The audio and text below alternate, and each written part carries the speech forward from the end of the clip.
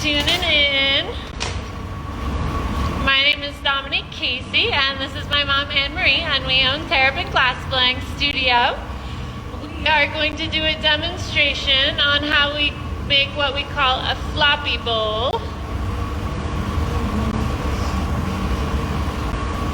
And throughout this process, we do have this live stream going on our computer as well. So feel free to type in any questions that you may have into the comments, and we'll do our best to answer them as we go along. We are on a little bit of a delay to the computer, so it does take us a moment. And is my volume okay for everyone? Please let me know if you're having trouble hearing me. We're here in my hot shop. We've got a lot of fans going and a little bit of fire. So the background noise is pretty loud. So we're making what we call a floppy bowl today. And that's just basically a big dish that has a very organic lip shape. And before COVID, when we were open to the public, we were always doing demonstrations to different Girl Scout groups, retirement homes. We'd always do a floppy bowl demo because it happens pretty quickly and it's pretty exciting. So I have a big hollow blowpipe, and I'm gonna gather a little bit of clear glass out of my furnace. My furnace runs at 2,200 degrees. Reload it.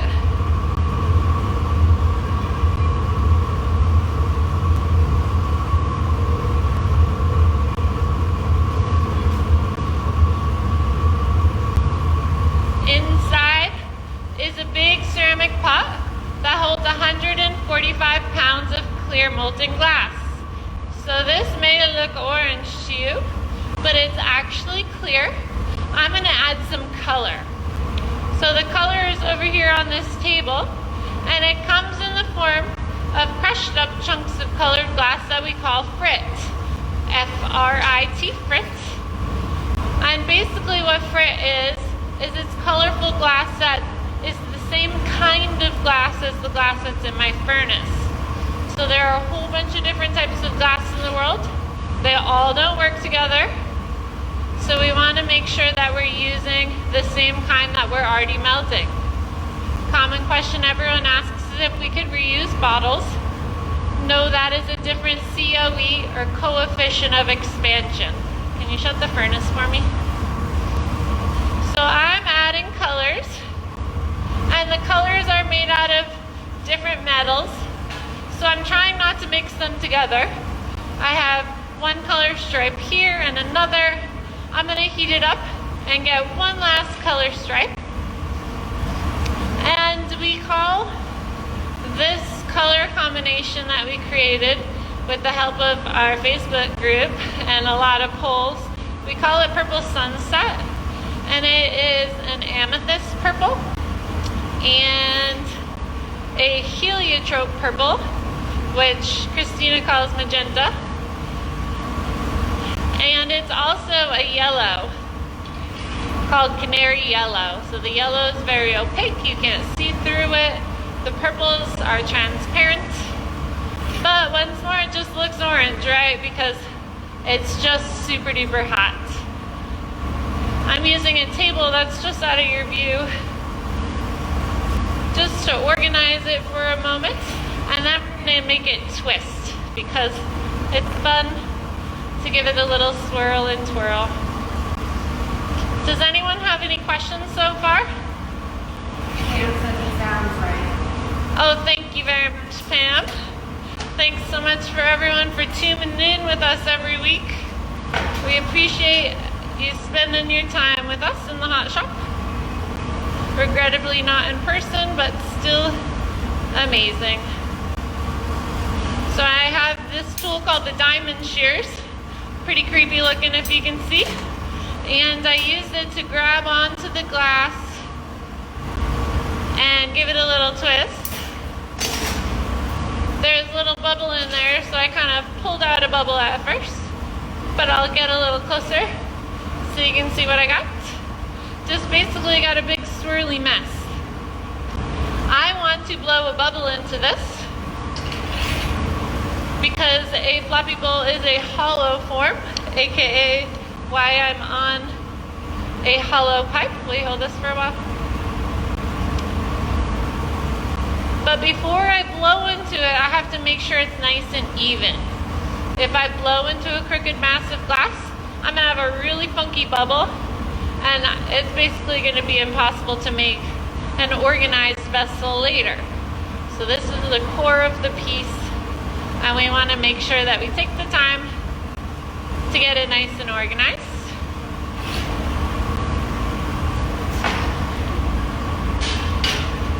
And what I'm using right here is a wood block. It's made out of some kind of fruit wood, usually apple or cherry. And I'm not burning the wood, ideally. The wood is soaked in water, so when it hits the heat of the glass, it creates a layer of steam in between the glass and the wood. So it's all about being gentle and thoughtful and rolling on that layer of steam.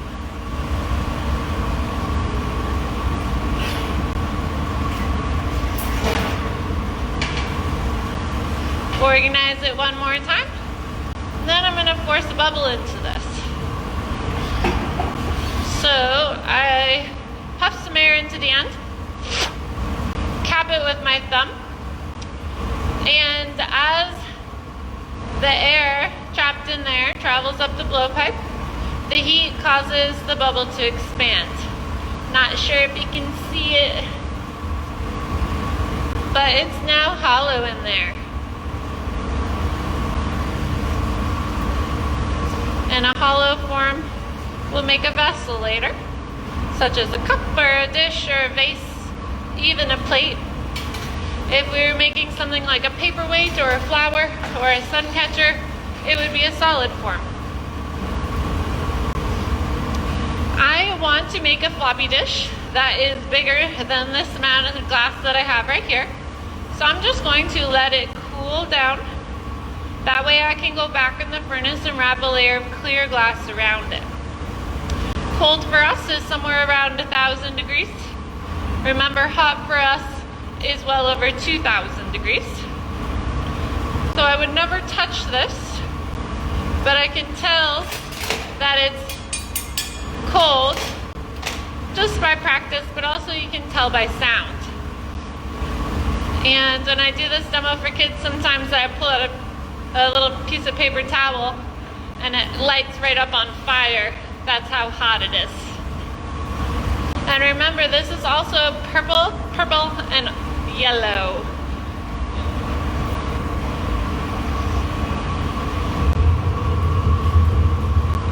So I'm going back in the furnace. I'm completely wrapping a layer of clear glass around our inside shape. When you're in the furnace, it's like you have a toothpick and you're trying to get a little bit of honey on it. So you wait for the honey to trail away. Any questions? Oh, hello, Allie. A little slow. I'm careful. Watch out. I gotta move the computer.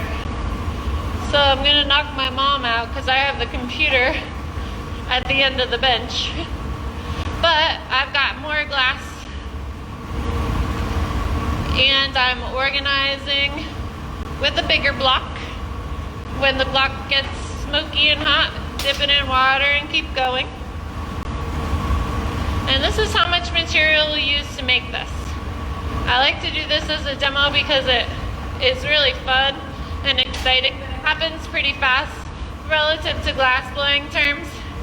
If you watched Pegamello the other day, you know, you just saw, well, it's kind of the end part for us, and it was well over an hour. I'm going to start blowing into this to get it to expand. So I'm going to heat it up. I'm going to suck the heat out of the bottom a little bit, and then I'll come over and show you how it starts to expand. When you're doing this, you want to blow it out nice and slow. That way it blows out really even. If you blow it out too hard, oftentimes you get like a little butt on one side. So I'm doing what we call marver the tip, or if you took a class with me, I drill this into your head by telling you to sharpen your crayon. And then when I blow, I can blow out the top sides.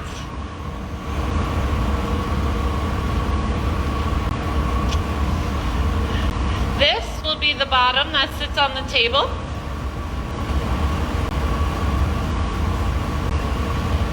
This will be the top. That will be the frilly lip later.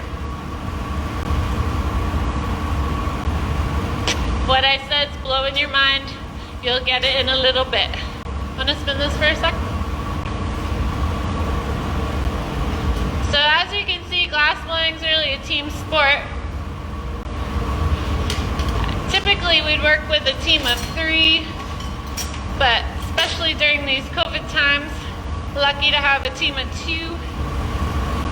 We are typically practicing social distancing in here, so today you get to see my smiling face because I'm working with my without my mask because my mom's in here with me.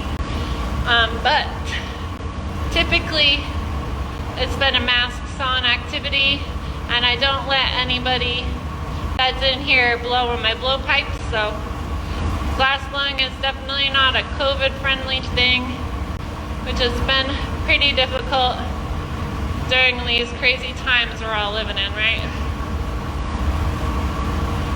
So I've got a little blow hose. This will allow me to blow for myself. Otherwise, I'd have to make my mom sit at the end of the bench and blow into the end of the blowpipe for me, which is a traditional way to do that. And I'm making the lip and blowing really gentle at the same time.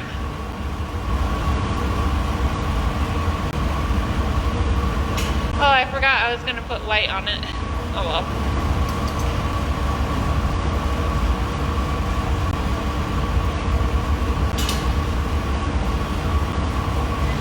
I've got a wad of wet newspaper right here, one of my favorite tools.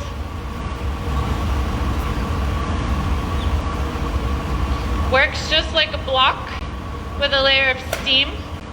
But for a glass blower, as you can see, you're always working with tools kind of as an extension of your... Lori says she loves your four-legged assistant too. Oh yeah, that's Pi Pi.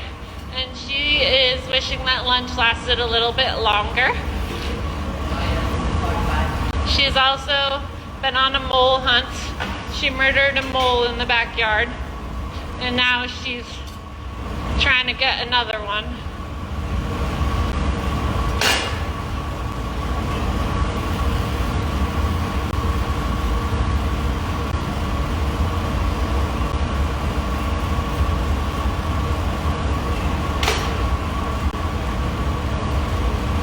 I'm going to show you what I have right here, but I think I want to blow it a little bit bigger.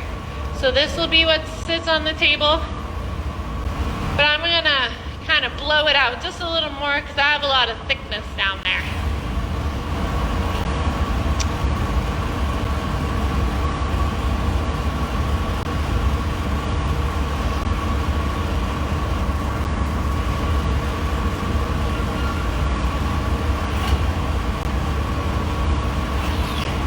So you'll also notice today I am rocking my Dark Mark tattoo t-shirt. That is another amazing small business, lady owned, and we're all struggling right now.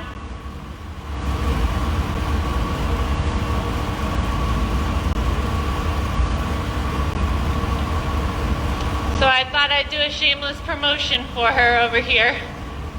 It's hard being a small business owner, hard being an artist, both during COVID. Life is really tough, so we appreciate all the support you can give us. So make sure to check out Sin City Inc. She's an amazing woman, and she also is a glass blower.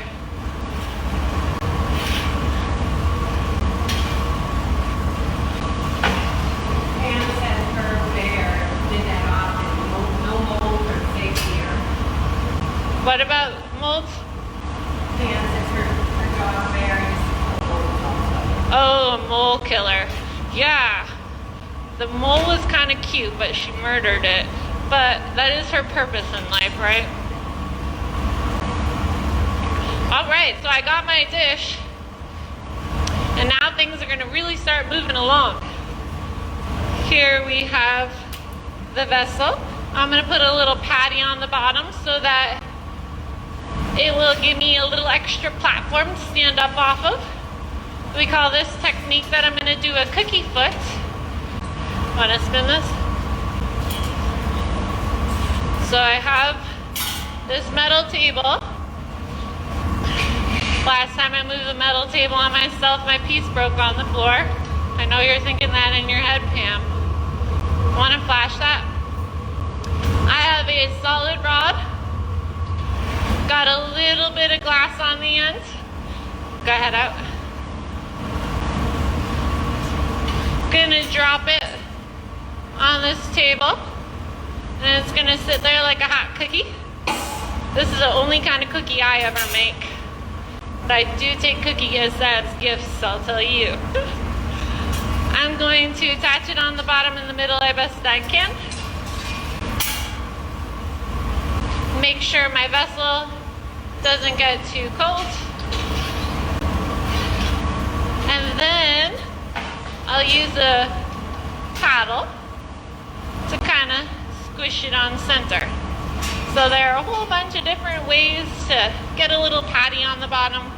This is one of the more basic ones.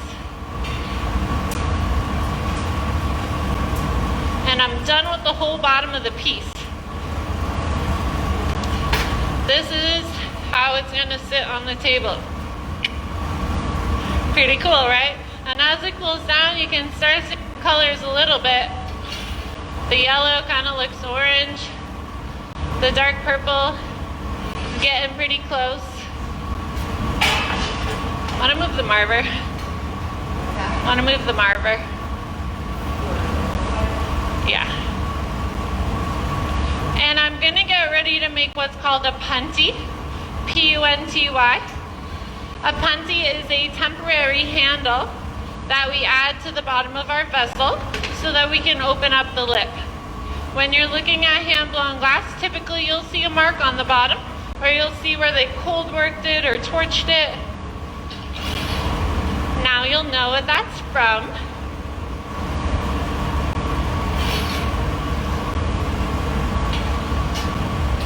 So I've got a solid rod that's a little bit bigger than the last one I used. Gonna get a little bit of glass from the furnace.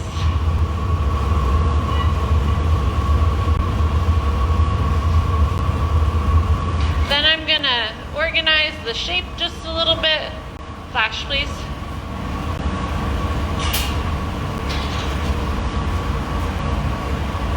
Okay.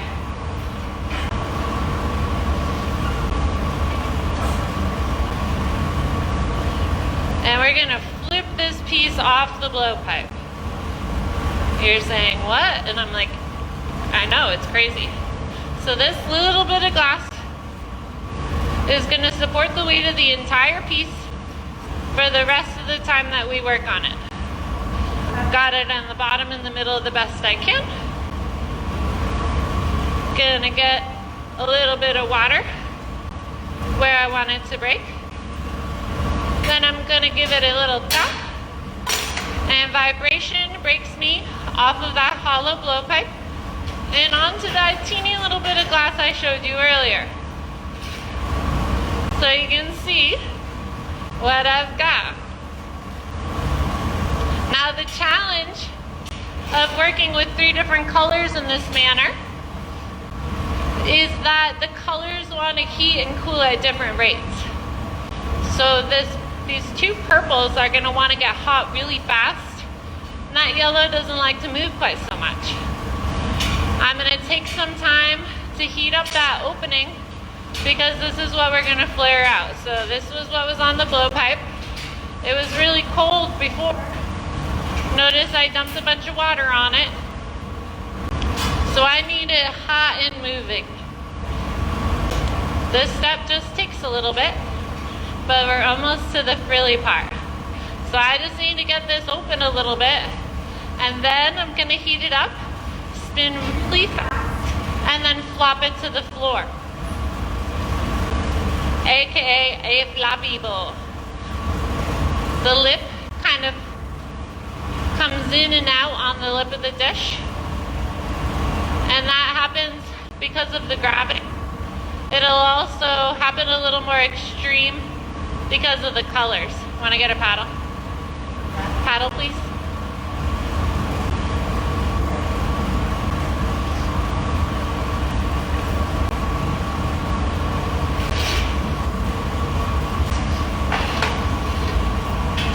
Paddle on light. So I'm going in, open it up a little bit, paddle off. And at the same time, my mom's going on the top to make sure the lip stays flat. Helps keep the colors in order.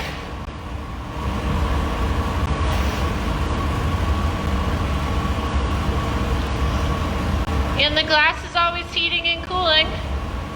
I get it nice and hot over here.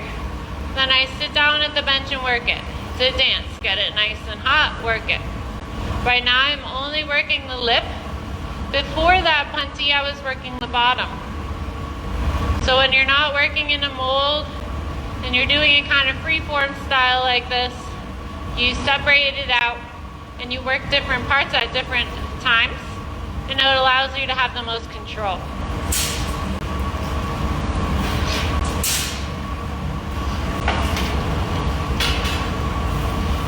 Paddle on. Paddle off. Paddle on. Paddle off. Alright, so I'm just going to spin this. We're going to see what happens. I'll show you what it looks like before.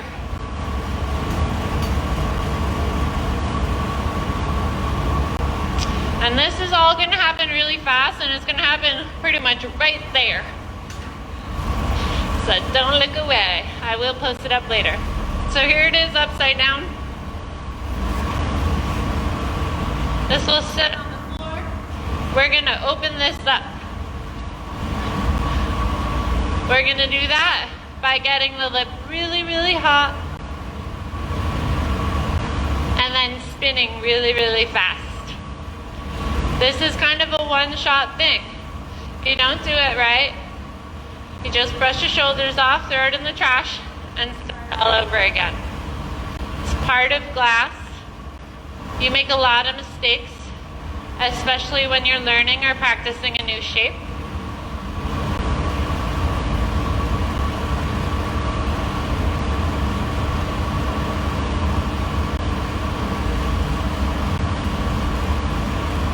So I'm heating this up in my reheating furnace. This is probably 2300 degrees. I run it kind of hot. And then we come out, we spin really fast, and it opens up. I could leave it like that if I want, but if I flop it down, gravity pulls the edges, and it becomes a beautiful organic shape. Now, I am in a hurry right now. I need to get this away in my kiln, otherwise it's going to break. The glass is cooling down really rapidly. When it gets below around 900 degrees, all the molecules get all stressed out. They don't line up properly, and oftentimes it kind of rejects itself by cracking and popping and sometimes exploding. So I'm putting a little bit of water on my punty, and then I'm walking a little further away so you can't see. But I basically have a normal butter knife.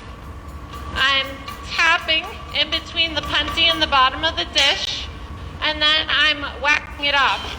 Came off knife. I'm torching where the punty was, and then I'm going to put it away in my hot kiln. And that is the grand finale of making glass. If you were to catch this at a conference, we wait till the person's out of the kiln and the kiln door is shut again, and then everyone breaks into applause. So we can't see this glass for a couple of days until it cools down. Once more of it cools down too quickly, it'll break. Yay. So thank you so much for spending your time with us today. It's really a pleasure to have you in our shop. Once more, my name is Dominique. I don't think they can see you. And I'll be back next Wednesday at 3 o'clock, and I think that I'm going to have guests Jocelyn Brown and Christina again. If you're watching this later, we'll make sure to keep it posted, and if you have any questions or anything, just type them in the comments. I'll make sure to check it. If you want to support what we do, if you could please check out our website, terrapinglass.com. My mom is constantly updating it, and we're always working through different things. We just recently did our whole memorial section, so please check that out. Thank you. Thank you.